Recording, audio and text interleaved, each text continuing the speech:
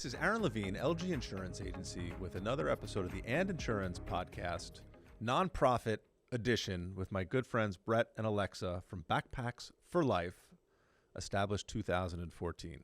So, Backpacks for Life, you guys built a backpack. Pretty cool. And patented. I'm more interested in the patent process than the actual backpack, although the backpack is cool. And then I asked you if you actually brought one to show us, and, which we failed to do. there's no backpack here, but it's not just a backpack, right? So give me like 30 seconds on the backpack, because we're going to throw that in as a teaser, and we're going to get back to the backpack later, because I want to hear so much more about the rest of the business.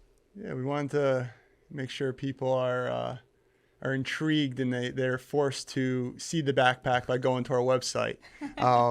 So backpack, 30 seconds, honestly, all various features that a homeless veteran needs in order to survive, but most importantly, get off the streets. And it was constructed by feedback from working with homeless vets, but also my deployment to Afghanistan as well. So a locking cable, they can lock it to their bedpost or itself from, prevent it from getting stolen. A ballistic material that we used to construct the backpack that was made from my bulletproof vest in Afghanistan. It has a little isolation mat that they could pop out of it, lay on the ground to prevent hypothermia.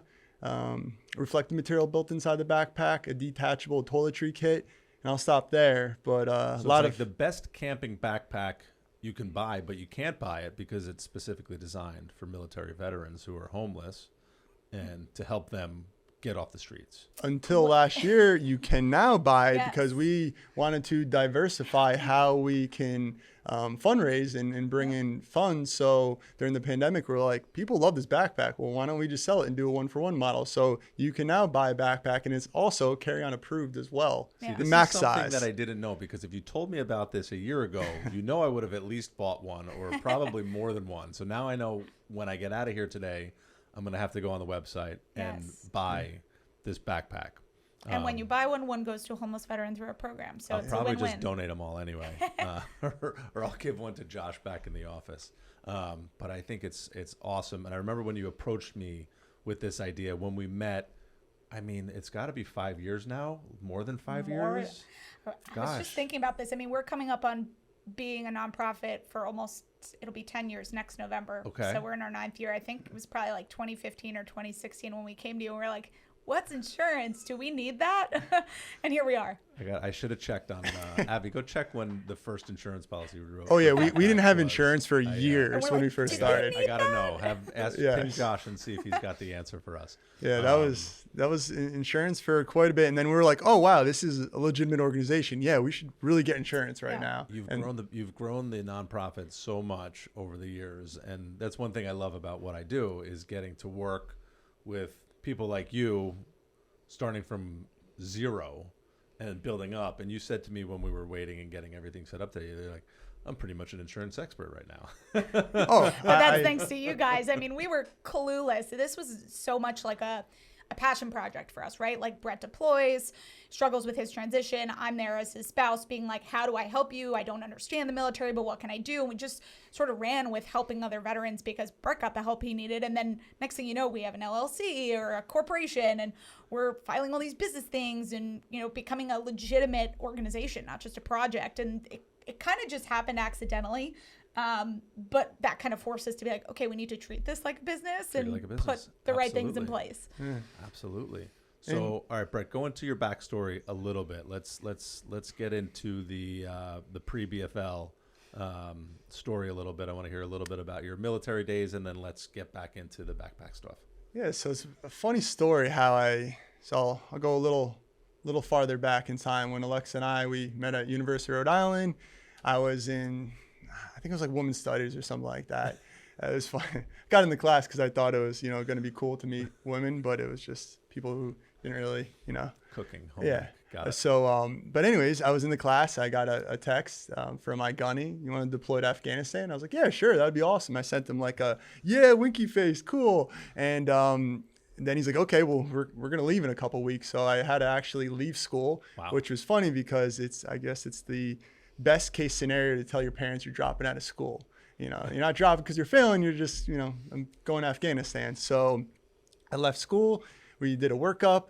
I deployed to Afghanistan. I was a gunner overseas, so I was on the 240, like in the turret, in the trucks. And Can you say this all in like Layman's yeah, terms. please? yeah. So there's like a lot of acronyms in the military, especially the Marines. So 2017. All yeah. right. It's been confirmed. 2017. Oh, that's when we got the 2017, insurance. yeah. That's when I annoyed Josh, and he needed hazard So we pay went for 3 himself. years without insurance. Do not recommend. No.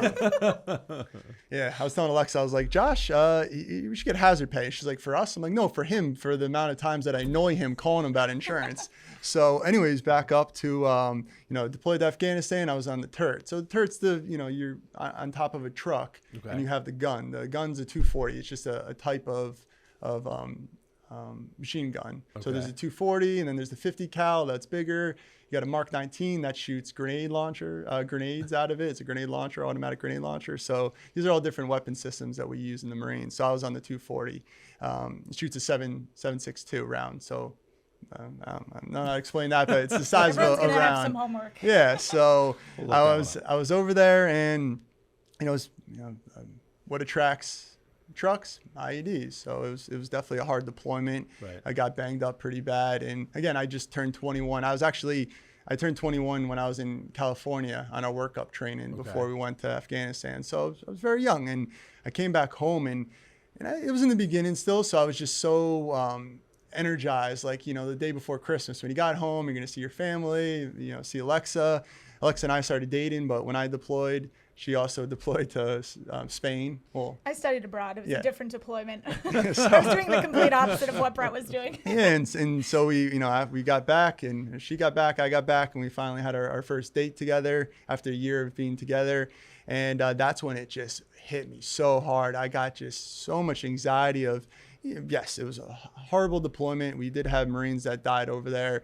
I'm not saying but, because that was, it's a lesser of them, but I also just kind of, where do I go from here? Right. And so they put me on medical hold. I was going to various doctor's appointments and just really just kind of giving up and just not my normal self. I'm normally, I took, 12 shots of adrenaline or something, or like of caffeine, and that just wasn't me. And so I was going to this doctor's appointment in Rhode Island, and I saw a homeless vet. And again, I just thought, I'm this weak-minded Marine. I'm the only one dealing with this. Don't tell anybody. You're a loser. All that, all that stuff in your head. And I saw this veteran, and with the sign, homeless vet, please help me out. So I went over, talked to him, and we were just talking about random things. And so I was like, hey, I got a backpack. There's some warm layers. Let me go back. It's in my motel. Stuff left over from Afghanistan. Let me give it to you. And so I did, and talked a little bit more, and that was it.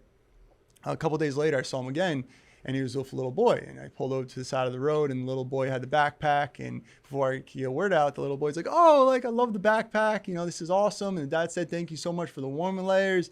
They've been keeping my wife, who's sick at the shelter. It's been really helping her out. My child, who's been very shy, being in a shelter system and going to school, this backpack is getting a lot of kids to want to talk to him. So like, wow, this is awesome. And this isn't just me. There are other veterans that are dealing with this issue. So I called Alexa, just really jazzed up again. She was like, wow, like you're yourself again. And I was like, I got an idea. I was like, I got a new mission. I was like, let's get some backpacks. Awesome. It's a mobile home for vets who are homeless. Right. Let's put some supplies in them, especially resources though. Supplies, toiletries, but most importantly, resources. And give it out, just give them out. And so Alexa was like, yeah, sure, why not?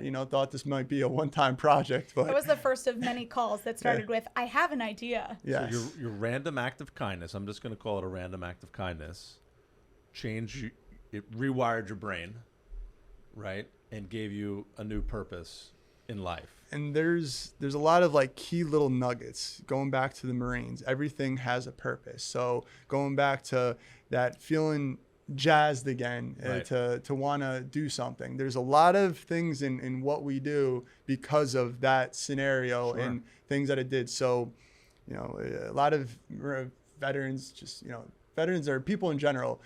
You give them something, if they don't have passion behind it or have the will or that fire inside them to actually act on it, then it's a waste of time. So a lot of people think, I'm going to give a veteran housing, I'm going to get them a job. If they don't want that job, or if they don't really feel passionate to want to better themselves, Right. none of it matters. A lot of people are like, oh, I gave a vet housing and they're gone back on the streets in 2 weeks. So again, there's so many things. It's again, not just a backpack. There's so much stuff behind that backpack. Right. And so it gave you the opportunity to see how to make a difference, right? And back then when you first started, you were stuffing random backpacks, right? Oh, yeah.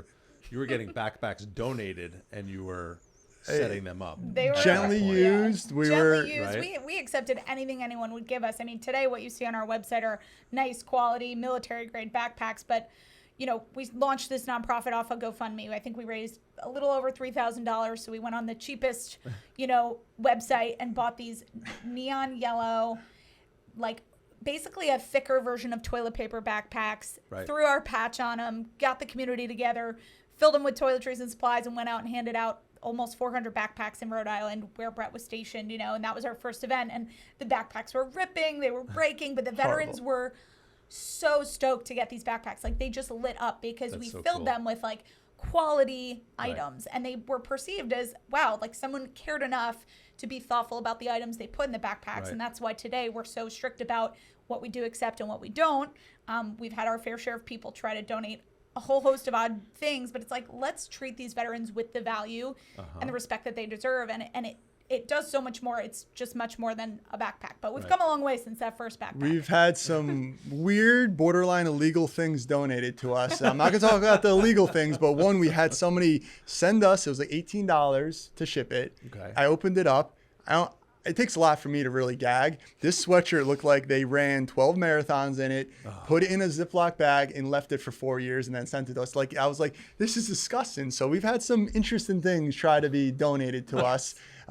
We've had people. One volunteer, he was this funny story. He was threatening people to donate to Backpacks for Life, and I called him and I was like, right. "Listen, you cannot threaten people to donate to us. Like it's a good tactic, but not our way in how we want people to represent our organization."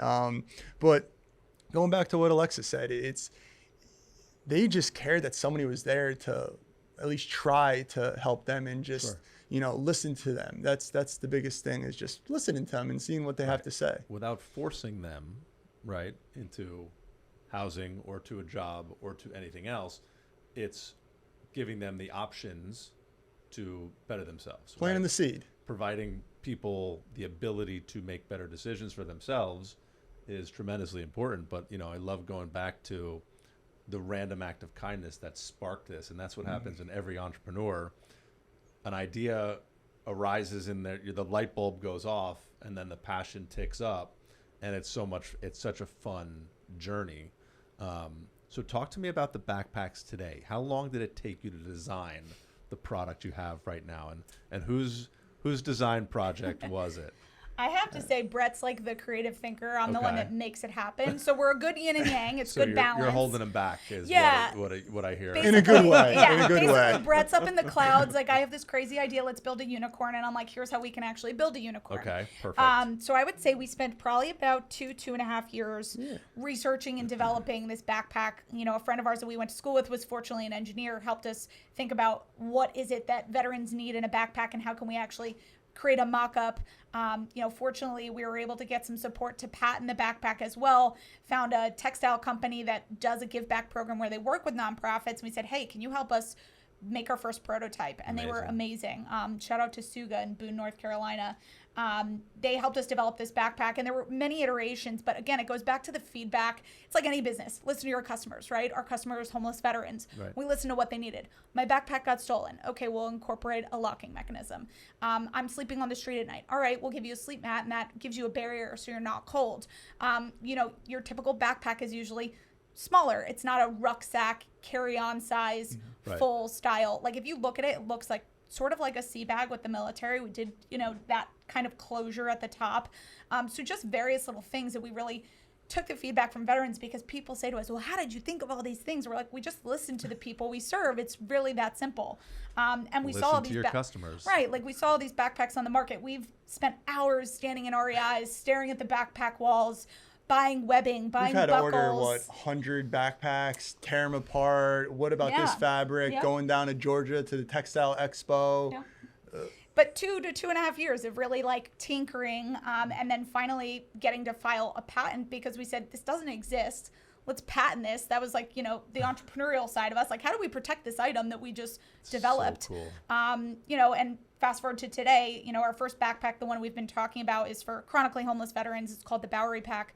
But we also developed a secondary pack called the Urban Pack. And this is more for our transitioning service members who are maybe just got into housing and they're going to a job interview. They don't necessarily have a backpack. So it's a day pack. It's got a roll top closure, similar materials though, the ballistic nylon.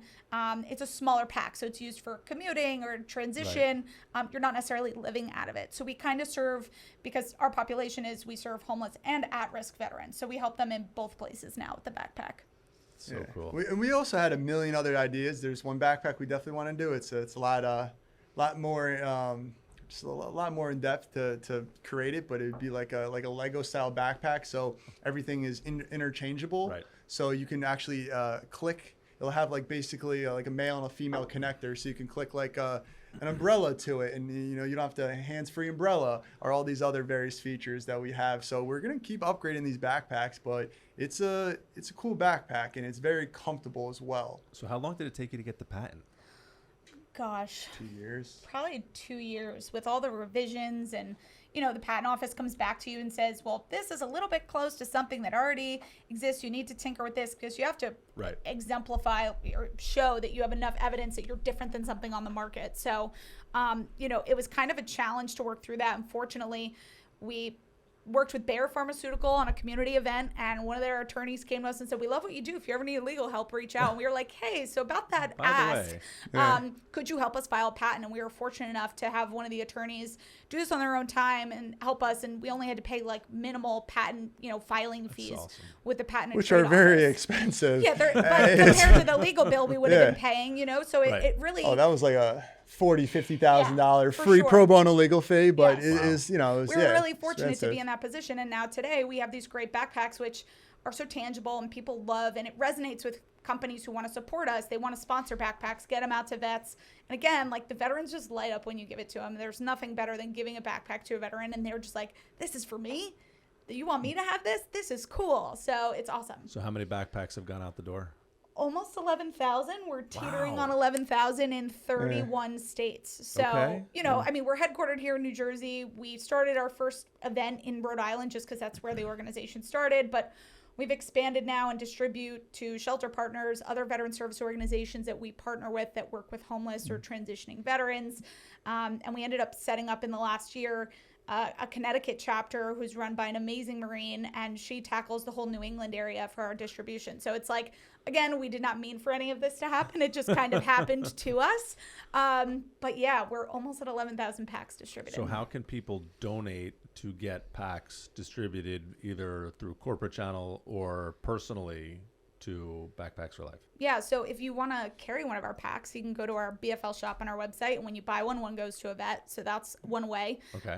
You can also just make a monetary donation online, and then for folks who are interested in sponsoring in a bigger way, we do a lot of partnerships with companies who want to say, I want to sponsor 50 backpacks, and we want to pack them as a company. Okay. So it's really great to get people involved. It's a hands-on opportunity to get people to pack toiletry kits, supply kits, pack all these backpacks up, and then we find the shelter partner that needs them in the area. So you have them come to your warehouse and pack the backpacks? Exactly. Yep. Awesome. And some people even, they'll buy a backpack and they'll just keep it in their car. So if they see a veteran, they could just give it to them. We actually have little info cards where we'll give to an individual. They could just put it in their wallet. So if they see a veteran, I always say, give them resources, water, or food. Right. Don't give them money because you don't know what they're going to use it for, or you're going to enable them, or it might not even be a veteran, which I'm not saying, hey, just help out veterans, but I don't want somebody trying to use the veteran title to scam somebody out of funds. So, a little card, go talk to them. Hey, here's a card. We have like 5 top level resources for housing, mental health services, possible jobs and shelters and such. So that's great. And, if you're in another state, call around and see what are the local organizations and make your own little card. It's so easy. It's a million times better than just giving them $1 or, you know, 50 cents change and stuff, which they might use it for drugs and alcohol. So, you know, we don't want to enable them. And these are just some ways that people can get involved. Because I say, you know, it's not about us. Like this organization, you know, obviously means the world to me, but how you can truly help us. It is about you because this helps you. It's about helping veterans. Because this also helped you, right? Yeah. This is my own therapy. This you know, this organization is my medicine. The two of you have grown so much together by building this business, this nonprofit. It's really cool to see and hear more about your journey. I think it's fantastic. The fact that you've been able to produce 11,000 of these patented custom backpacks and get them distributed out to the community in need and the community that you serve is just remarkable. So what other events do you do throughout the year? I know you host a big golf outing. There was some not so nice weather, so it got postponed. It's coming up soon. It's already sold out, so don't even worry about it. You can still sponsor. You can still sponsor. What else besides the golf outing do you do for larger fundraisers? Yeah, so our golf outing is definitely our big one every year, and we highlight veteran-owned businesses that exist locally here in New Jersey to come out and be vendors at the event, which is awesome.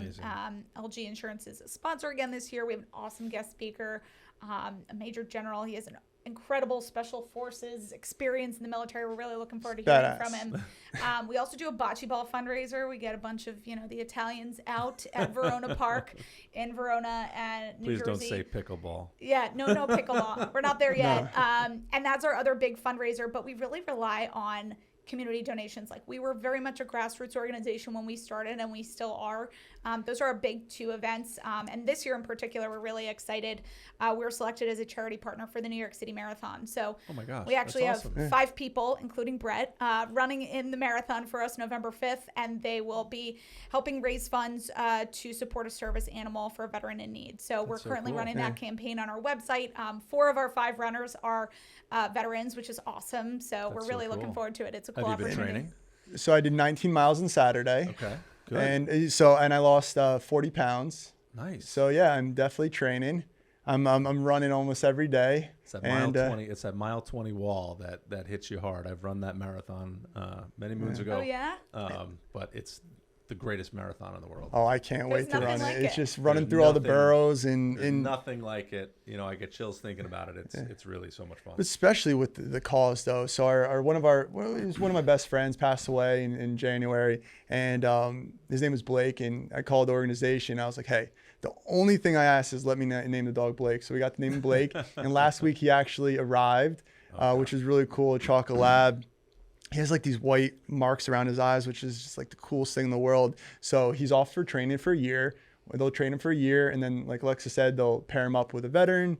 So yeah, all the funds are going towards the service animal. Anything additional raised goes towards medical costs. So the organization will have this pool. So if a veteran, you know, can't afford a medical cost, they'll basically pay it for that veteran's service animal. That's great. So it's really cool. That's so cool. So tell me, there's one cool feature about the golf outing. What, you do a helicopter drop? Mm-hmm. Yes. Yes. This is the big highlight. But basically, we have all our golfers in the morning. They get to sign their initials on golf balls, and then at our cocktail reception after they finish on the course, a helicopter comes by and just hovers real low. Everyone's hair is flying around, and they dump all the golf balls out the side of the helicopter, and whichever one lands in or closest to the hole wins the 50-50. And it's like the funniest thing it's like no one saw a helicopter before. Everyone's heads are up, their phones are out, but it's a really cool, unique way to get people to give back. And it's just like a buzzy thing where it's like, wow, that's, you know, you don't see that often. Plus there's cornhole and blackjack on the course as well. Yeah. We've got a $10,000 putt contest. So it's not just golf, people. You've got a lot going on. You guys have so much energy, and I can't wait to see what's next for both of you. What else do you want to share with me today about the future of BFL? So it's funny. I was about to say before, the backpack is just the vestibule, or just the way. It's like our vehicle to reach a veteran, build rapport, and gain their trust. That's the first step. That's the first step. We have like a lot of other steps and things that we created, and you know, I'm just very excited because we actually, as of last week, we did the final version, iterations to our search platform called Roger, and this goes back to after working with thousands of homeless veterans throughout, 31 states, it wasn't the lack of resources that we saw was the issue. It was the lack of the know-how in trying to navigate and or finding these resources. So we're like, let's just create this search platform, because Alexa and I can only really consult with so many veterans at a time. So we created this search platform, again, was this 4 or so years ago, started working on this. First time, utter disaster, just like the backpack. We had to take it off, it was so bad. But the search platform, I'll go over this stat because this stat is just absolutely eye-opening. Last year, we had 10,000 new users. So this is the first time they ever used it, not multiple, not one person used it 10,000 times. Right. 10,000 new users last year in New Jersey. So this search platform is for New Jersey veterans. Okay. And it basically, I'll go over that in a second, but these 10,000 people use Roger. That's, let's just say a veteran takes them 8 to 10 hours to find a resource. Me, it took months. Let's just say 8 to 10 hours. You're looking at 80 to 100,000 hours of saved time for these veterans. And this isn't just a resource. This is life-saving resources to really help them out. And I mean, this search platform is absolutely phenomenal. It's called Roger.vet. You definitely want to give a little. So it basically operates like a Yelp or a Google. We've got a really great filter, so a veteran can go on and say, I'm a post 9/11 veteran, I'm disabled, here's my zip code, here's my county, and I'm looking for housing, recreational groups, and financial aid. And in real time, the database updates and only shows you resources where you would qualify for the programming, because the way a lot of these programs work, it's just you have to have certain income, you have to live in a certain county, you have to be a certain percentage disabled. So there's a lot of nuance, and every organization operates differently. So we have over 400 providers. Again, it's focused on New Jersey, but it also features national organizations that serve New Jersey veterans. So it's a really comprehensive tool. We spent a lot of time picking veterans' brains about what works, what doesn't. Again, listening to our customer. I feel like that's the theme here. But today, like Brett mentioned, we have tons of users going on there, and it's a tool not just for veterans, but other nonprofits or organizations to use when they're working with a veteran. If maybe they can't serve them, they could say, let me go check out what's in Ocean County and see what's available.